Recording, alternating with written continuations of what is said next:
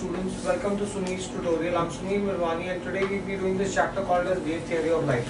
Now guys, in this chapter I'm going to do these theories of light which are pretty old and most of those theories are obsolete today. So most of those theories may not make sense to you today because some of you already learned the new theories of light. The first theory that you're going to see is suggested by a Dutch physicist, Huygens. This particular theory was suggested in 1678, right? Now according to this theory, all of them at that point wanted to know what is it that causes propagation of light? Why is it that light is able to move from one place to another place? So different scientists have propounded different theories for this propagation of light. Now the first was Huygens. Now according to him, what causes Huygens theory is 1678, right? Theory, features. The features of the theory, according to his theory, light is propagated in the form of waves. We know today that light moves in the form of straight line, but at that point of time, it was believed that light moved in the form of waves. So the first feature of his theory was light is propagated in the form of waves. Next. Now, waves are emitted from the source of light and travel with uniform velocity in a homogeneous medium. They will travel with a uniform velocity so long as they are in a homogeneous medium, right? Light emitted from source, waves of light emitted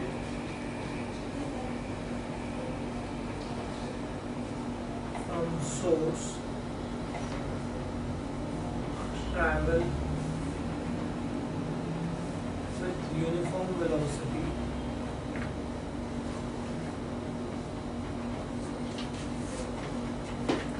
in homogeneous medium.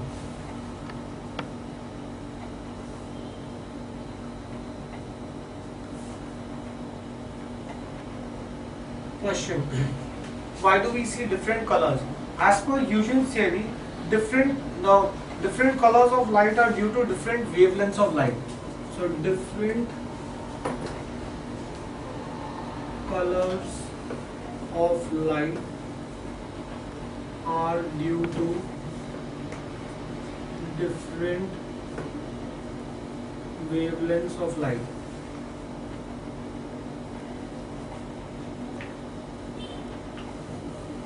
Right? Next, he also propounded that for propagation of light, there is a special medium that is present, and he called he called that medium as luminiferous ether. Right? In order to, the propagation of light through vacuum was a serious problem because since sound traveled through a medium, at that point of time, scientists believed that you also needed a medium for light to travel, right?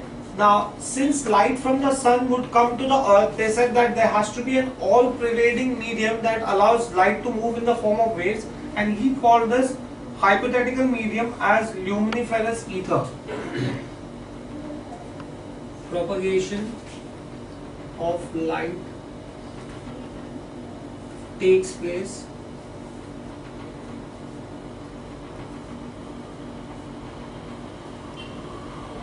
through a hypothetical medium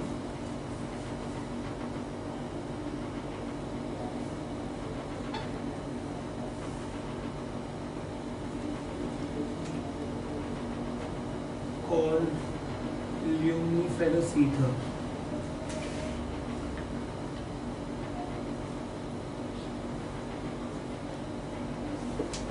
So he said that it is luminiferous ether, which is an all-pervading medium, which is responsible for propagation of light, right? But in spite of various efforts by different scientists, this particular medium could not be found, and hence this theory was rejected. Fine, do we get this thing here? The next theory that came in was Newton's theory, and that was called as Newton's corpuscular theory, right? According to him, the wavelength of light, he said that a source of light gives out tiny particles which are called as corpuscles, and this movement of particles cause the propagation of light. That was Newton's corpuscular theory. Again, that theory was also rejected, because if source of light is giving out tiny particles, then shouldn't the source of light go on decreasing, right? Which does not happen. So again, that particular theory was also rejected. Now, in this particular chapter, we will be studying in detail about Huygens theory, right? So let's see this. We are going to see how light travels in the form of waves, right? Now, in order for propagation of light, he came up with a theory called as a wave front.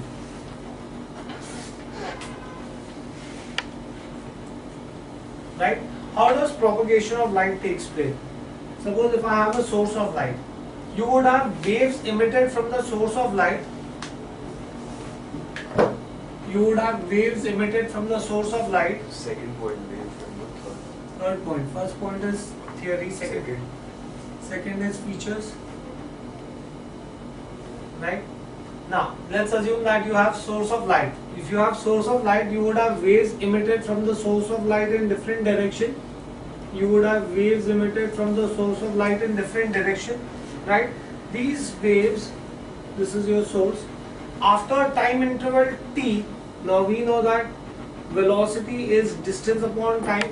So after a time interval t, all of them would have covered a distance of vt. Right, all of them would have covered a distance of Vt. All of them would have covered a distance of Vt. Right, this particular distance that they would have covered is Vt. Right, we call velocity as c here. So they would have covered a distance of ct. So he said that if you consider time interval t is equal to 0, then after time interval t, all the waves that are given out from the source would have covered a distance ct. If I join all these points, what I get is called as a wavefront. Distance is equal to velocity into time. Velocity I am writing as c. Right? So all of them would have covered a distance of ct, and all of them at that point would be in the same phase. Since all the waves are given out from the same source, after a time interval of t, all of them would have covered the same distance ct, all of them would be in the same phase, and if I join all those points where you have those waves which are in different direction, what I get is called as a wavefront. So thus, a wavefront is defined as a locus of all the points of the medium at which the waves reach simultaneously. At this, right? So definition, how do I define a wavefront? It is defined as the locus of all the points of the medium, locus of all the points of the medium to which the waves reach simultaneously.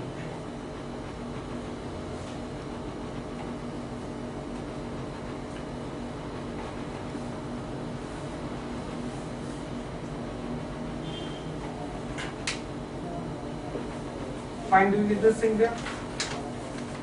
So that is what is a wavefront, right? So that means every source of light will give out a wavefront after time interval t, right? Next, in that case, let's find out what is wave normal. Let us assume that I have a source of light here, right? A source of light after time interval t would give out a wavefront. If I join all the points, I'll get a wavefront. After another time interval t, it will give out another wavefront. So it will go on giving out wavefronts. Now, if I draw lines which are perpendicular to those wavefronts, if I draw lines which are perpendicular to those wavefronts, these lines which are drawn perpendicular to the wavefronts are called as wave normal. What is wave normal? Wave normal is a line which is drawn perpendicular to the wavefront. What is wave normal? Wave normal is a line which is drawn perpendicular to the wavefront. These lines are going to be perpendicular at these points. So, lines which are perpendicular to the wavefront are called as wave normal. Fine, do we get this in here? So, how do I define wave normal? A perpendicular drawn to the surface of the wavefront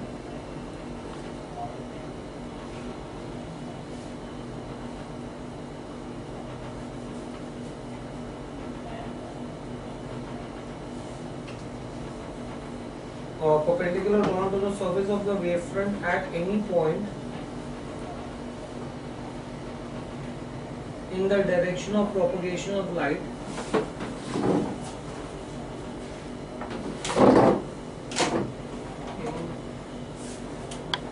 in the direction of propagation of light is called wave normal. Fine, do we get this thing? What is wave normal? It is a line which is drawn perpendicular to the wavefront. Fine, do we understand this? Now, let's see in that case what is Huygens principle.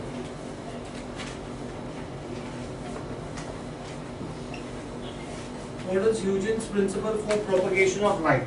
Now, according to him, you have a source. After a time interval t, all the waves of light which are given out from the source would have covered a distance of ct. If I join all these points, what I get is a wavefront.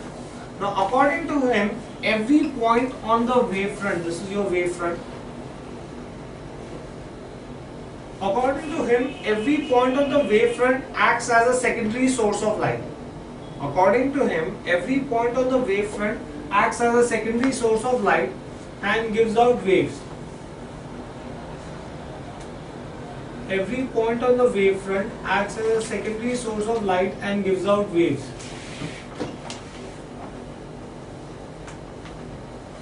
Now, these waves after time interval t would have covered a distance of ct.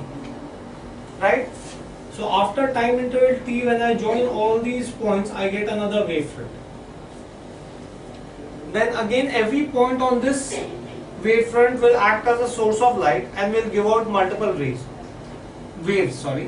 Now these waves will always travel in forward direction and will not travel in backward direction. That is what is Huygens principle. Do we understand what is Huygens principle? According to him, every point on the wavefront acts as a secondary source of light, sending out secondary waves. The envelope of all the secondary waves at any later instant gives a new wavefront. Every point on the wavefront acts as a source of light. These sources of light gives out wave, and if I join all these waves after time interval of t, I'll get another wavefront. So that is how propagation of light takes place. Fine, do you get this thing here? So Huygens principle is that every point on a wavefront acts as a secondary source of light, sending out secondary waves.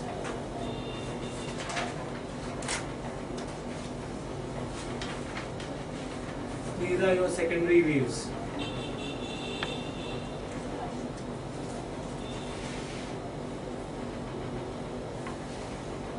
So every point on the wavefront acts as a source of light, sending out secondary waves, right? The envelope of all the secondary waves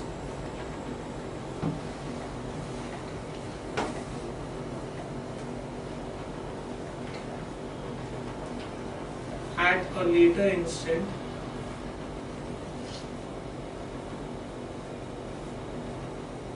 gives a new wavefront.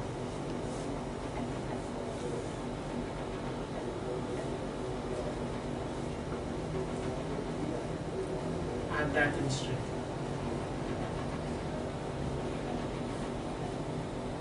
this is your new wavefront.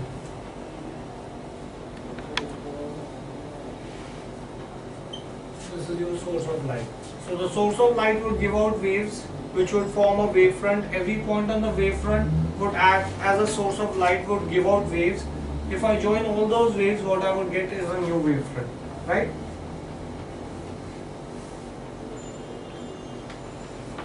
This is Eugen's principle, right?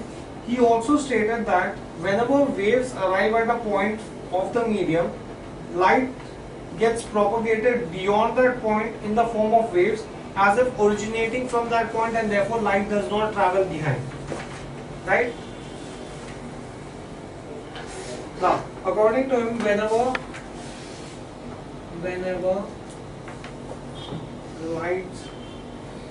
waves of light arrive at a point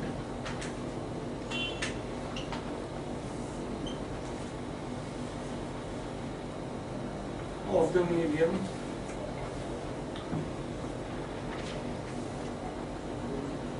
light gets propagated beyond that point.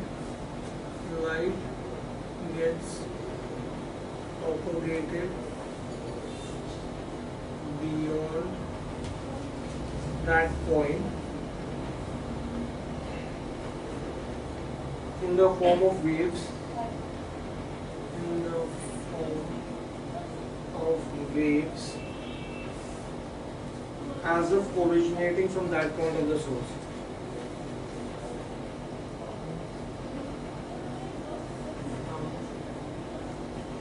That point as a source. This is what explains the forward movement of light. Fine, do we get this thing here? So do we understand Eugen's principle? Right? Now, let's see the construction of a spherical wavefront.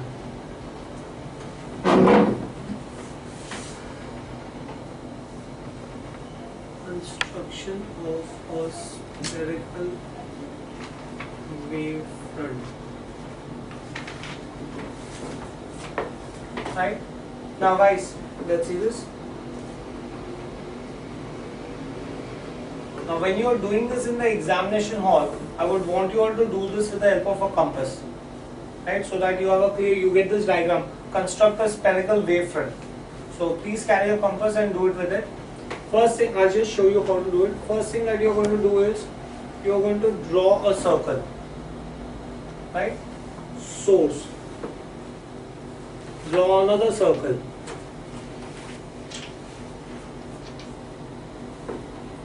Right? Place your compass on this point.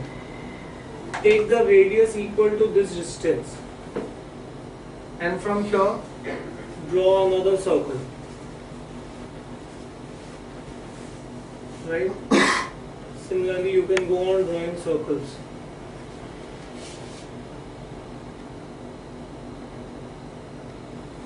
Right? Now with this as the center and this as the radius, draw another circle. That will give you your spherical wavefront. Right? So after that, rub this out. That's your first wavefront. Rub this out. That's your second wavefront, and rub the third one out. Right? So that's how you would have movement of the point. Right? So you would have points A, B, and C that have given out waves which have made this wavefront A bar, B bar, and C bar. That's your construction of the spherical wavefront. Do you understand how to do this? Right? So in the examination hall, that's how you will draw your spherical wavefront. Right? Do you understand this? Do you understand the construction of spherical wavefront? So here you have a point source of light S which is situated in here. You have 3 points A, B, C which are situated at some distance from the source. Obviously, since you have taken the radius, they will all be situated at the same distance. Right? The waves reach point A, B, C simultaneously, and from point A, B, C you have a new wavefront given. Fine, do we get this thing here? You could just, because waves travel in forward direction. they do not travel in backward direction. So you will have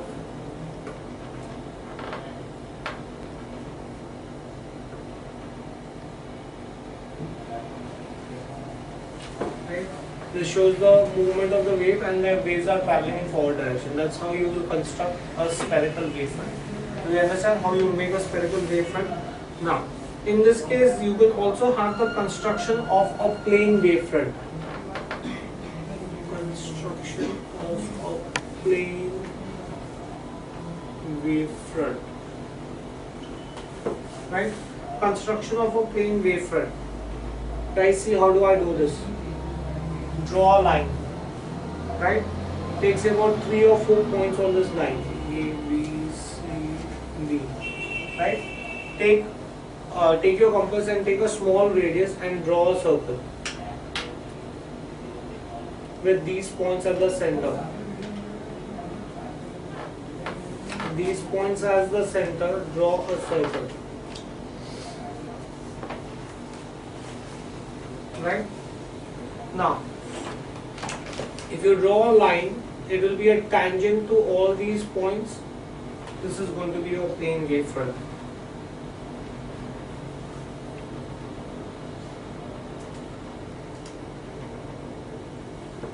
Right? That's how you draw your plane wavefront. This distance is going to be CT. So if this point is your plane wavefront, P has been propagated as P1. Fine, do we get this thing here? That's your construction of a plane wavefront. Do we get this thing here? So do you understand how to construct a spherical wavefront and how to construct a plane wavefront? We call this as say PQ and we call this as say P1Q1. That's how the plane wavefront moves ahead using Huygens theory. Right? Now let us try to see reflection of light using Huygens theory.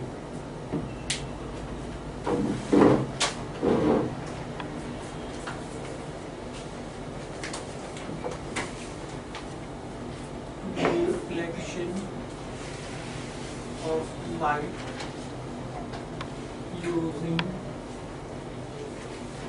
Huygens theory. Right? Now, I want reflection of light. So the first thing that I would need is a plane mirror. Again guys, please see how do you draw this diagram, because generally you have these diagrams asked in the paper. So you would have your mirror that would be XY.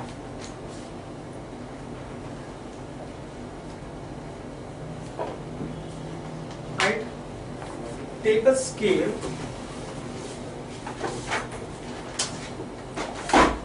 Take a scale and place it at an angle. Right? Take a scale guys and place it at an angle and draw lines on either side so that you have parallel lines. Draw lines on either side so that you get parallel lines. Fine, do we get this in here? Draw lines on either side so that you get parallel lines. First I'll show you the construction and then I'll explain to you how the principle works. Right? So this is going to be my P A, let's assume, and this is going to be QC. Fine, do we get this in here? So you have two lines which are drawn. From point A, draw a normal. I hope you all know that normal is always perpendicular to the surface. So from point A, you're going to draw a normal. So MA is going to be your normal. Fine, do we get this in here? Now join this point. Draw a perpendicular here and draw this point as AB. Fine. Now find radius BC. Find, guys, see this. Find radius BC. Right? Once you have this radius BC with A as the center and radius equal to BC, draw a semicircle. With A as the center and radius equal to BC, draw a semicircle. This should touch. Oh wait.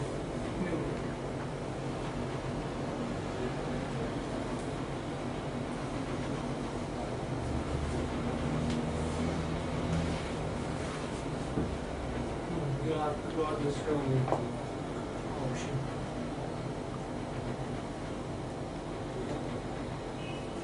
Right, I'm freehand, I am drawing isn't coming that way. Right, now from here, what you have to do is measure this angle. Let's call this angle as I. Right, measure the angle between the normal and the incident ray. Measure the angle between the normal and the incident ray. Right, draw your reflected ray at the same angle. Draw your reflected ray at the same angle. Same way, draw a normal here, measure this angle and draw your reflected ray at the same angle. Right? That is going to be your diagram for reflection of a plane wavefront. Right? Where you can have from C, you can touch this circle, this is going to be your CD. Right? We get this thing clear? I'll draw this once again and show it to you. Construction. First thing that you do is you draw your mirror. Right? X, Y. Non-reflective surface of the mirror. Right? Draw parallel lines. I explained to you how you draw parallel lines. Keep your scale on either side, draw the lines, parallel lines. Right?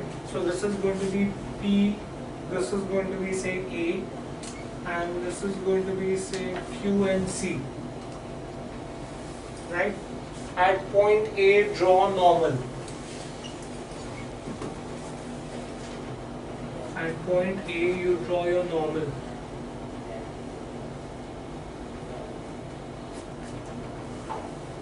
Let's assume that MA is your normal, right? This is how light is being propagated. Now, draw a perpendicular from A. Let this distance be say AB. Fine. Now, we'll find out radius BC. Find out radius BC. Right? With A as the center and radius equal to BC, draw your semicircle.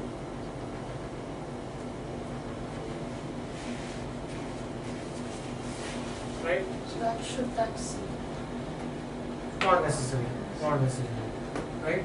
So with A as the center and radius equal to BC, draw your semicircle. Right?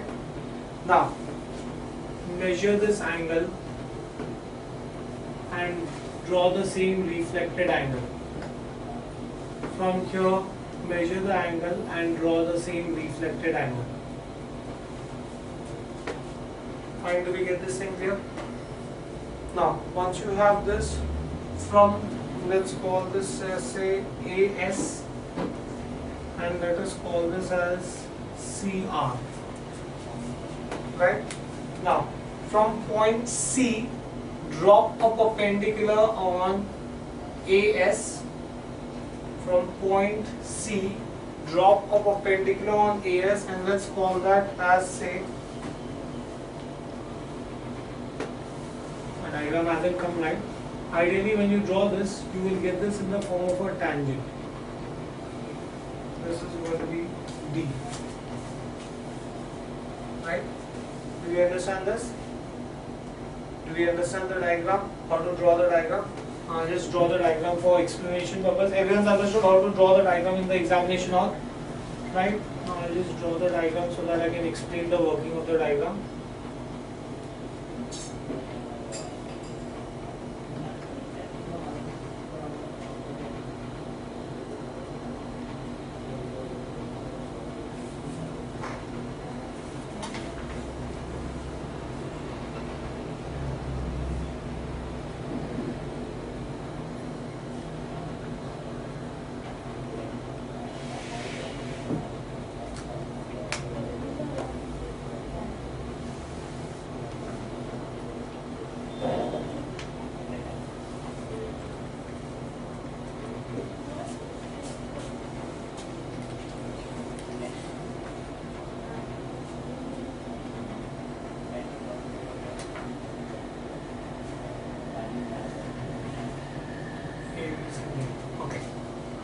Right, now this is the diagram. Now let's consider that you have a plane wavefront bound on a mirror XY. Consider, let's see the explanation of this diagram. How does reflection of light take place using Newton's principle? Consider a plane wavefront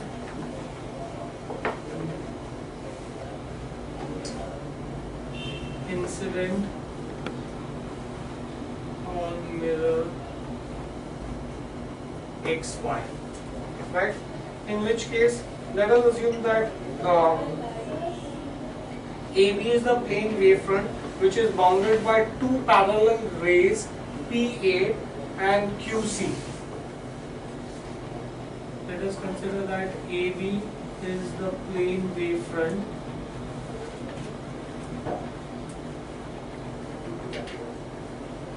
bounded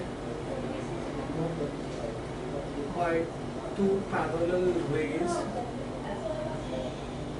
PA and QC, right? Okay. Now, out of that plane wavefront AB, A reaches the plane mirror XY first. I can say that point A of the wavefront AB, the wavefront AB reaches the point A on the plane mirror XY first, and then you would have point B reaching the mirror of the wavefront AB. Point A reaches the mirror first,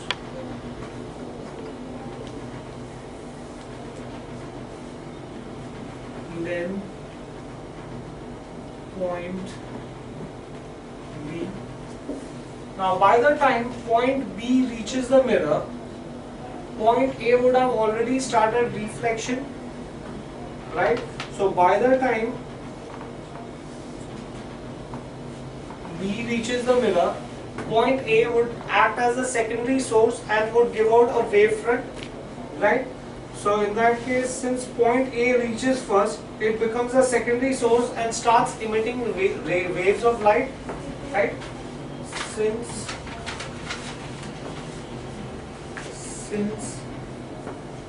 A reaches the mirror first, it acts as a secondary source and starts emitting light, right? Now, by the time B reaches C in time interval T, let's assume that B reaches C in time T. In that case, I can say that length BC will be velocity of light into time, right? In that, so by the time B reaches C, A would have given out a wave that would have already started traveling back in the medium, right? So during this time T, a secondary wave which has started from A would have also covered an equal distance. During this time, a secondary wave started from A would have covered the same distance.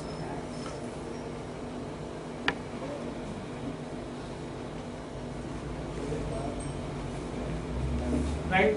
So by the time B reaches C, from A I would have a wave that would have moved out which would have covered the same distance. Right? Do we get this thing clear? Right? Hence the radius of the secondary wavefront would be CT. Hence the radius of secondary wavefront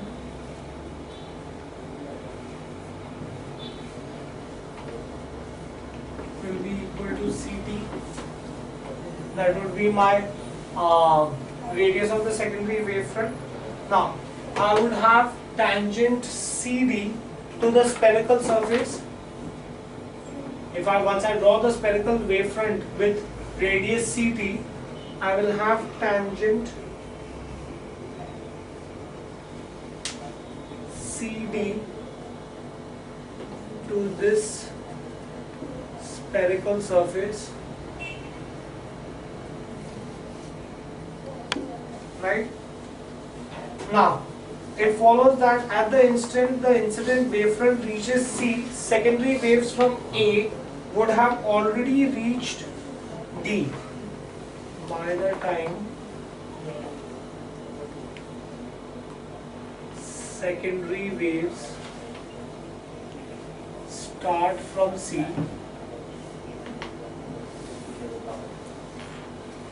Secondary waves start from C. The secondary waves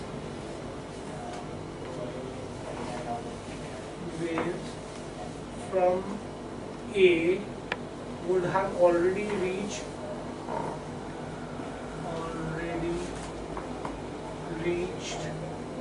point D.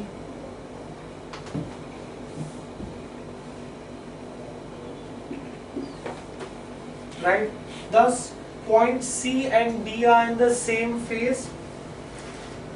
Thus, point C and D are in the same phase. Right? Hence, CD represents the reflected wavefront. Hence, CD represents the reflected wavefront.